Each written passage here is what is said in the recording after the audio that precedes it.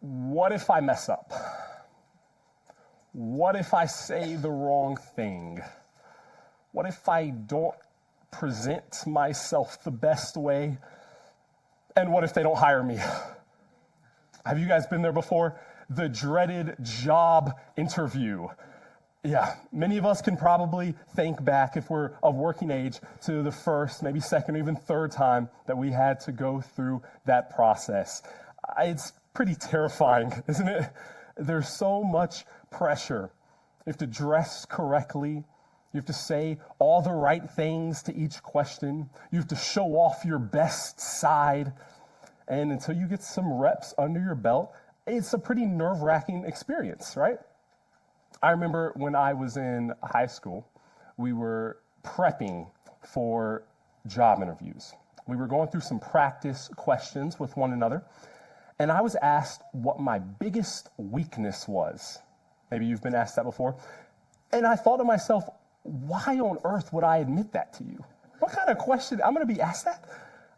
And then the teacher begins to instruct us. We have to actually present a strength of ours, but phrase it as a weakness so it shows that we're really capable. And I'm thinking, what is going on? I have to engage in psychological warfare with this interviewer? I am going to run a cash register at Dairy Queen. Like, what? But that's how it is. You guys understand. That's how interviews go. We all feel that pressure.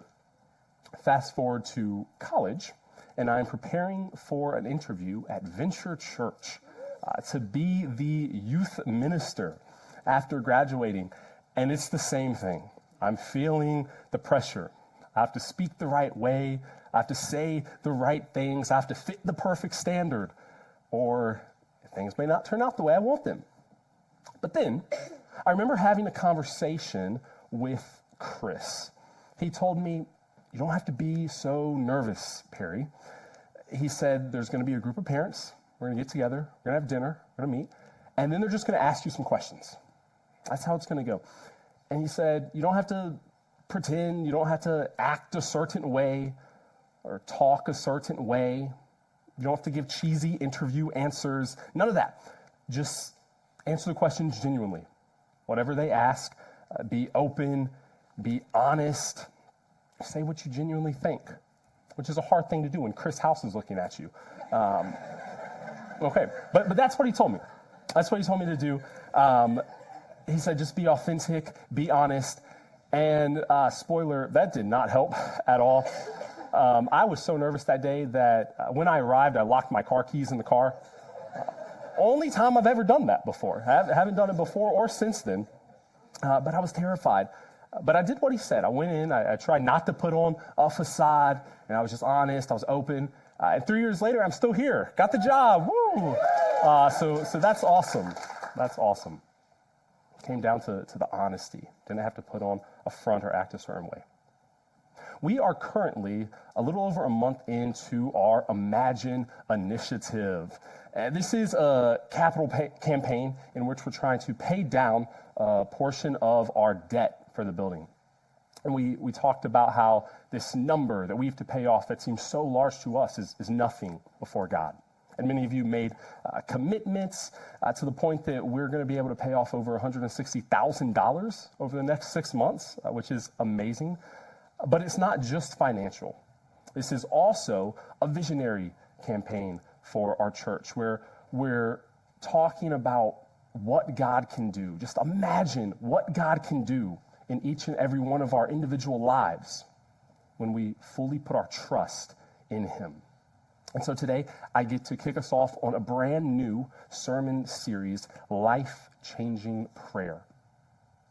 Over the next 4 weeks, you're going to hear from both Chris and I as we talk about what it looks like to pray with honesty, boldness, persistence, and we'll discuss how our very lives can begin to change when we do so. It's not just something that we have to imagine. It actually is something that we can achieve.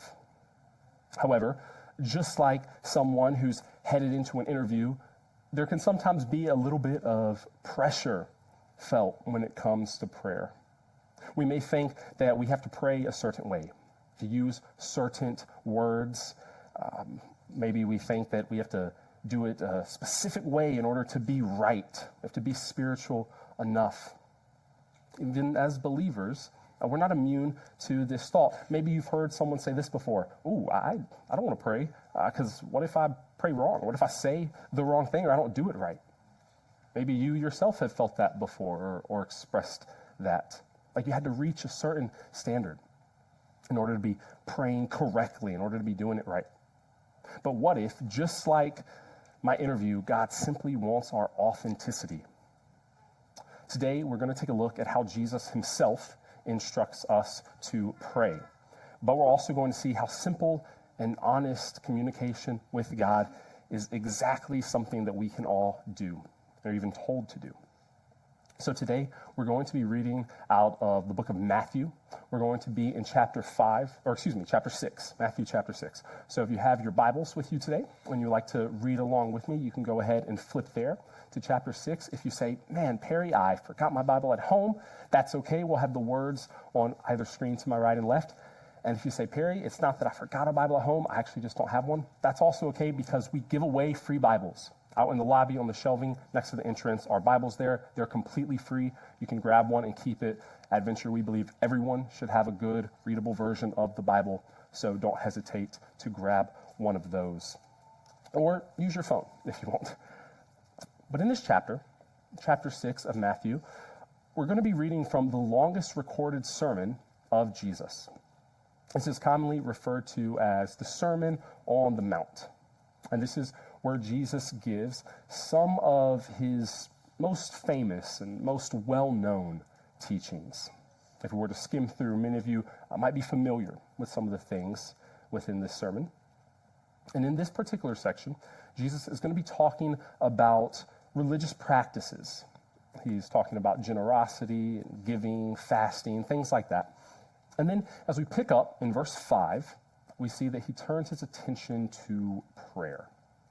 So let's dive in. Matthew 6, verse 5. And when you pray, do not be like the hypocrites, for they love to pray standing in the synagogues and on the street corners to be seen by others. But truly, I tell you, they've received their reward in full.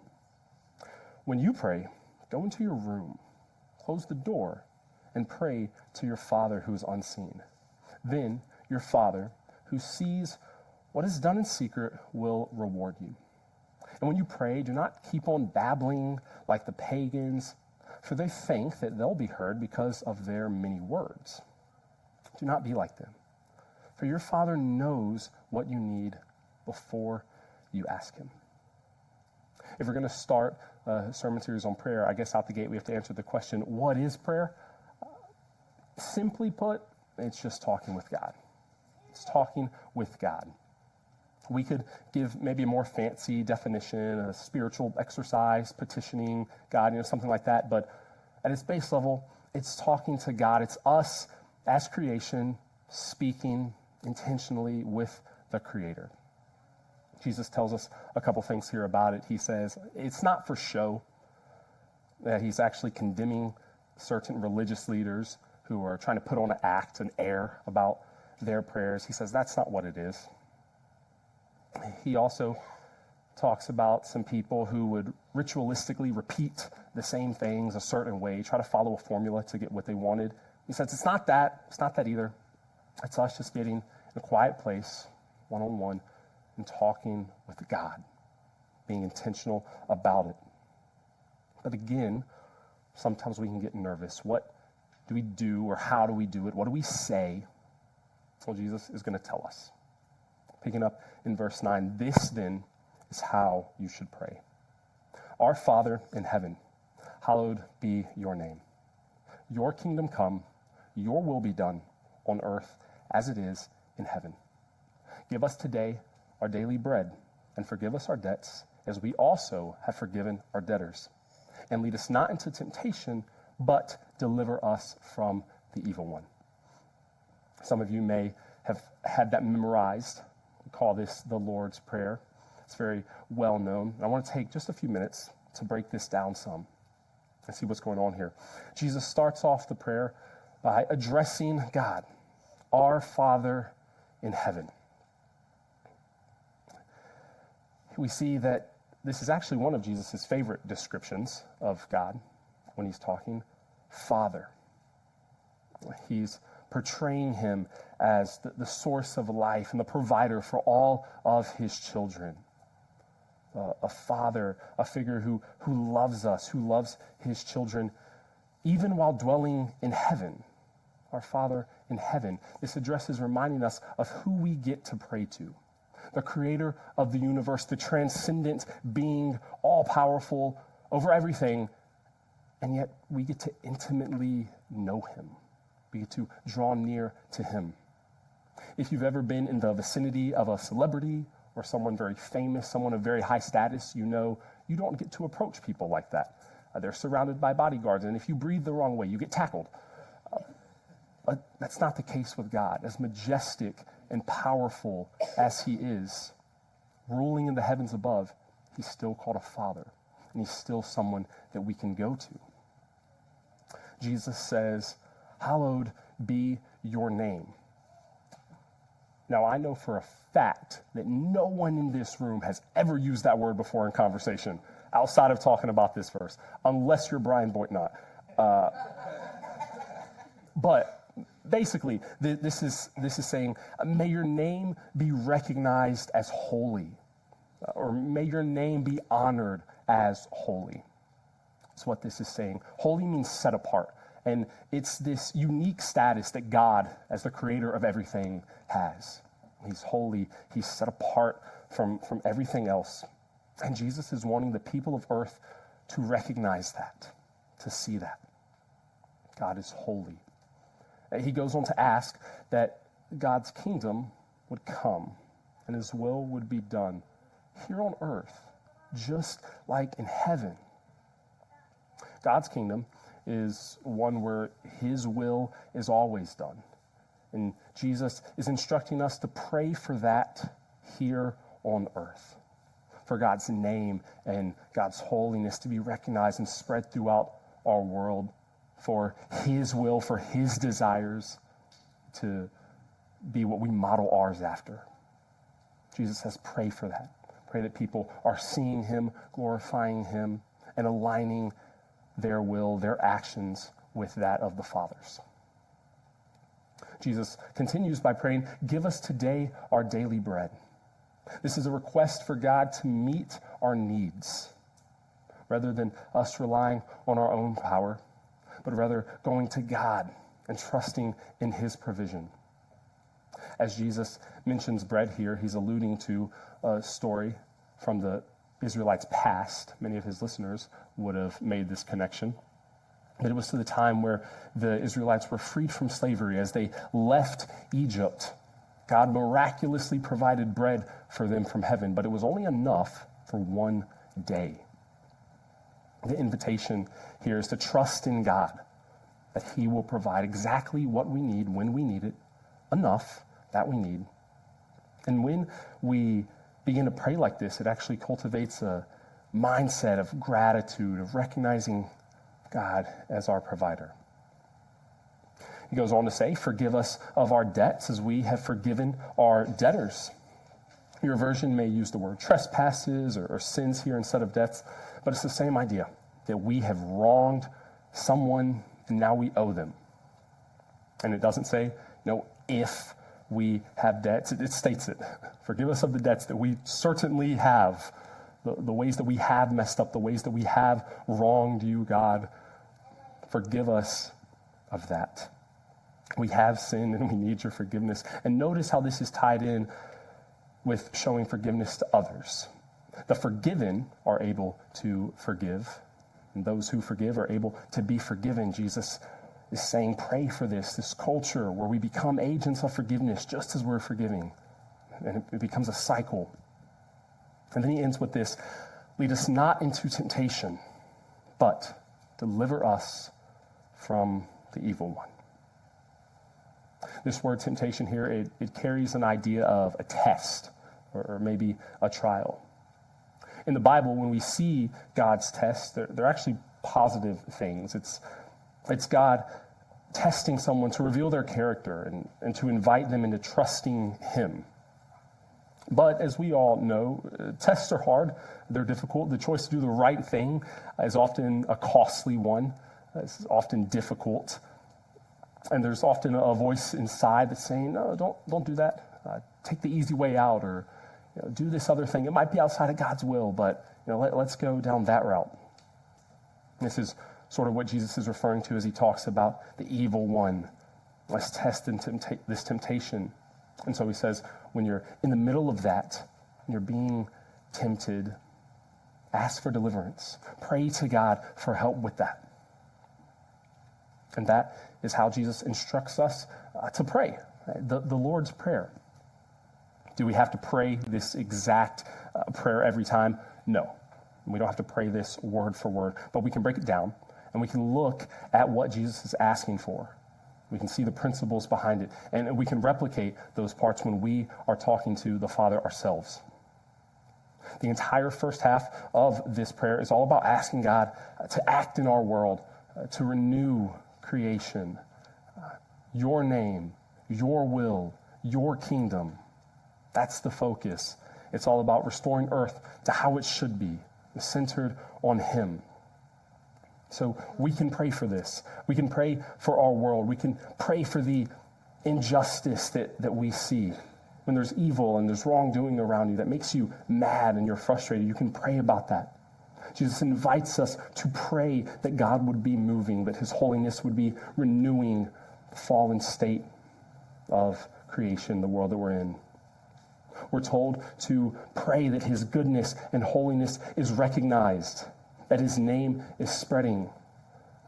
But if we're honest, that part's a little bit difficult sometimes. Like, it's a lot easier to pray for more self-centered things, right? But we're told, pray about God's will and his kingdom, furthering his mission. And so I do want to ask a reflective question.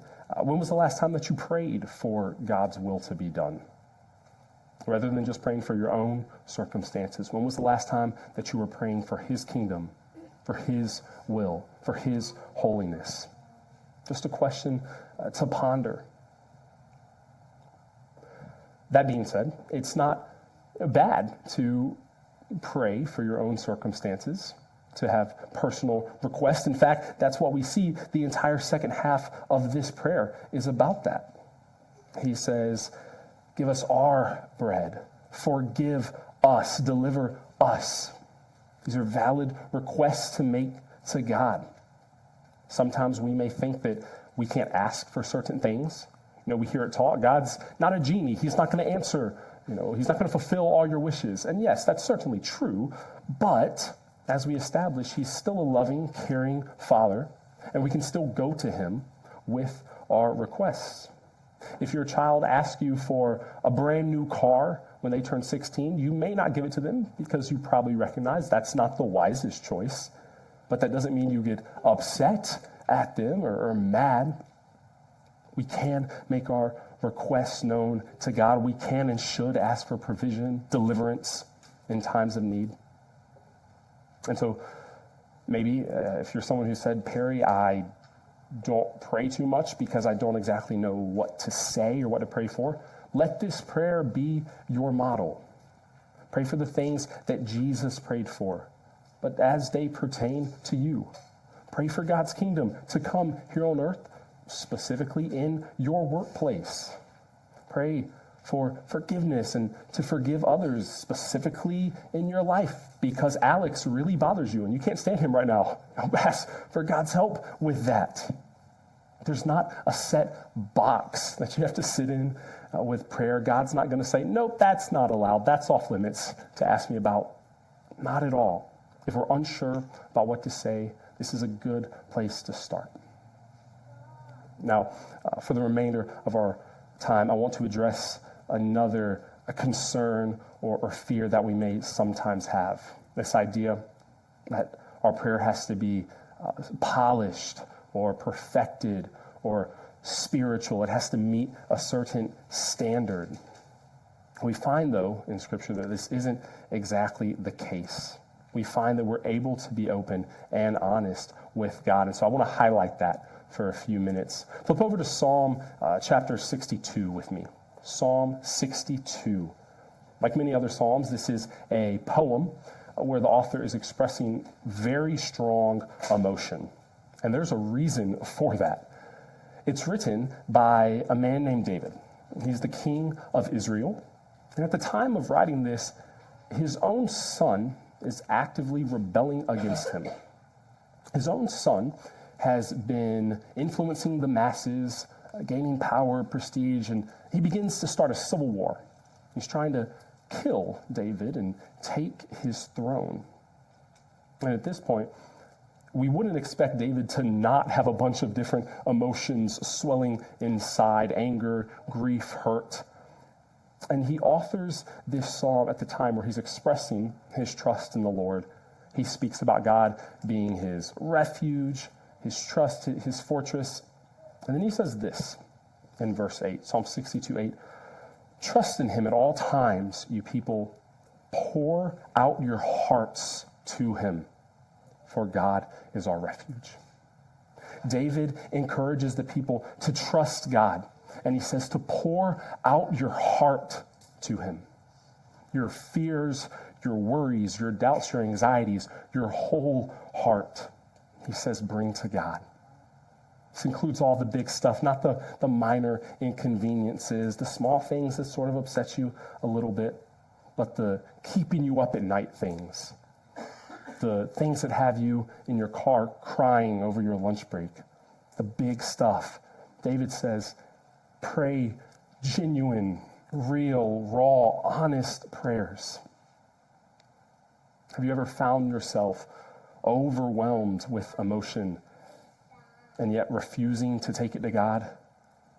Maybe we go to our family members, or we rant to our friends, or we go to a therapist. All good things, I'll add.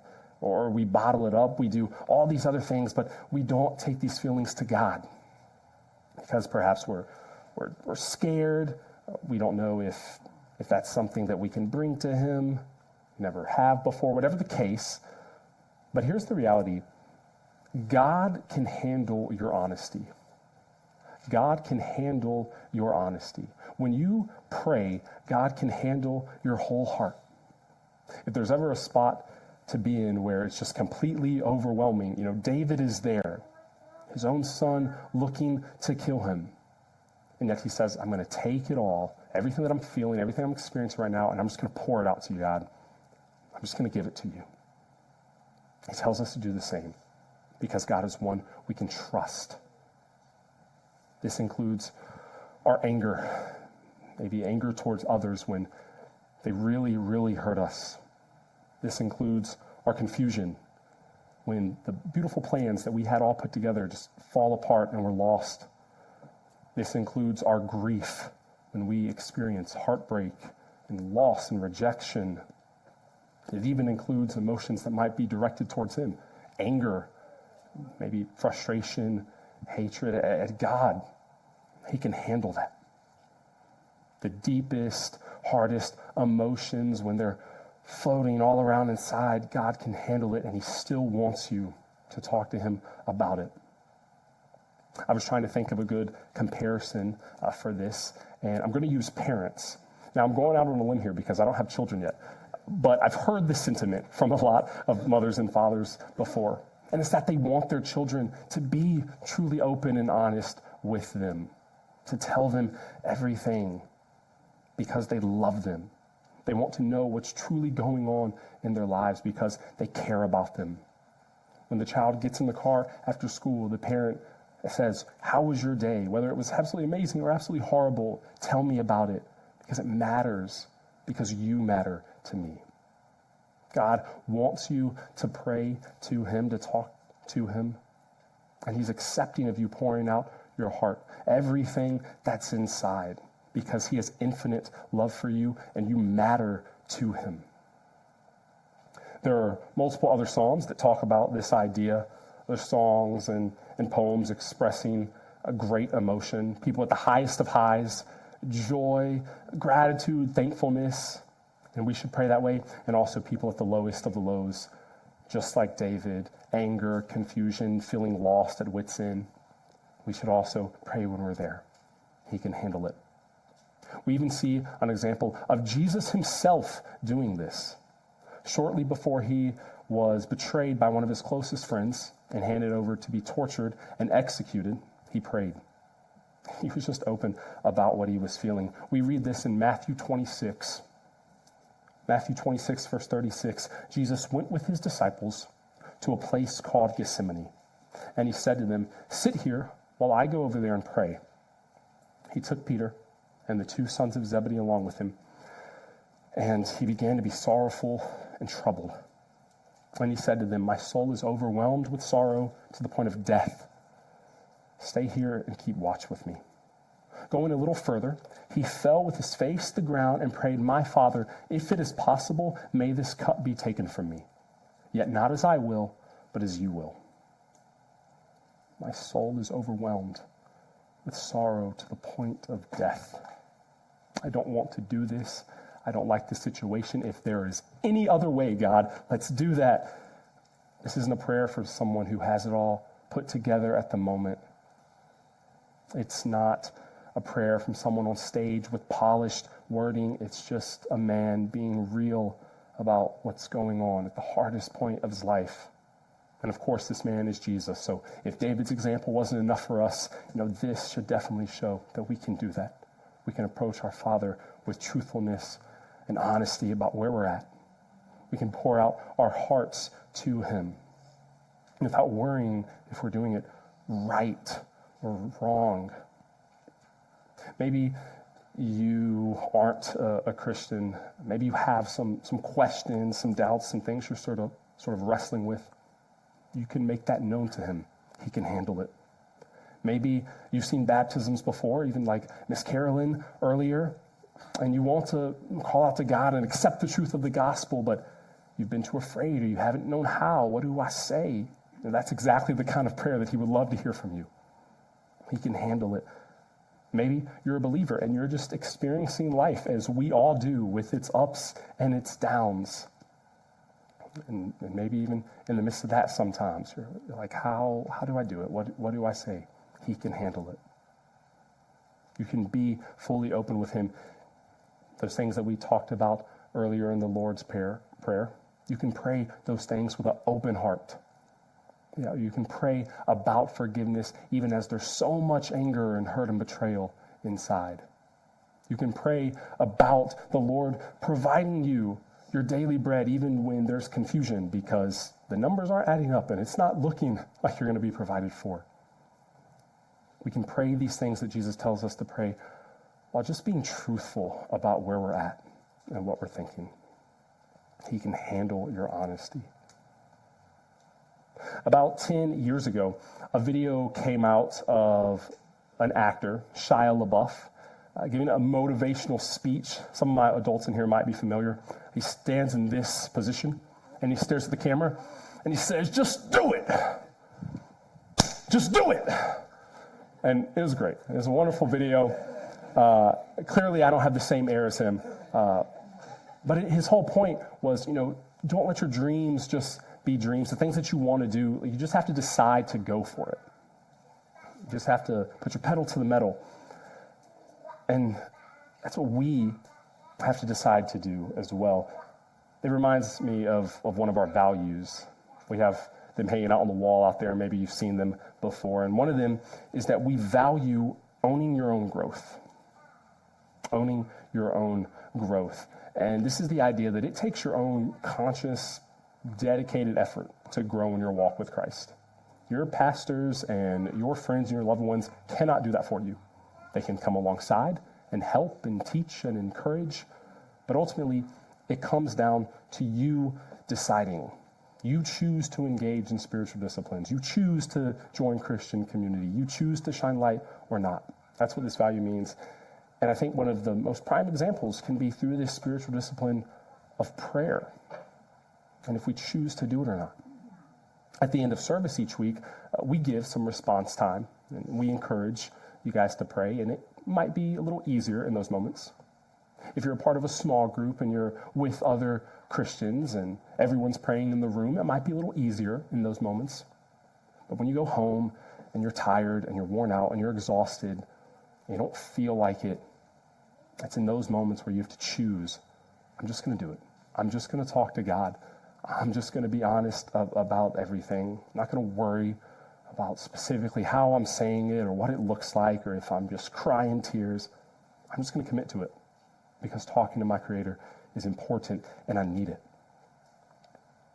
And so that leads me to this week's challenge. Every week adventure, we like to end with a challenge. And this is something that we can go home and practically do, something that we can do throughout the week. And this time, I decided to name the challenge because I thought that would make it a little fun. But this is the challenge that I have for us this week. It's the Pour Out Your Heart Challenge. The Pour Out Your Heart Challenge. And here's how it works. The challenge is to take a few minutes each day to be completely honest with God. Talk to Him about the things that are going on in your life and how it's making you feel. Be fully open with your emotions, whether it's joy and gratitude, it's the good stuff, or it's the anger and the frustration and the loss, whatever it is. Don't concern yourself with sounding spiritual or sounding right or looking correct, but just taking what you have, where you're at, and pouring it out to Him. There's no time requirement. You don't have to hit the 5 or 10 minute mark, but I will say that if you pause and you sit down and you do this intentionally, you might be surprised at just how long you'll go once you actually are being open and talking with God. But here's the thing, either way, He can handle it. When you go to get a new job, you have to put your best foot forward. We know this. You can't show up late, give bad answers, argue with the interviewer, and still expect to get hired. That's not how it works. There's a standard you have to meet. But the great thing is that when it comes to talking with our Creator, we don't have to hit a certain standard. We can just be open and honest with Him, with what we're going through, where we're at, and we can be certain that He hears us. Trust in Him at all times, you people. Pour out your hearts to Him, for God is our refuge. Let's pray.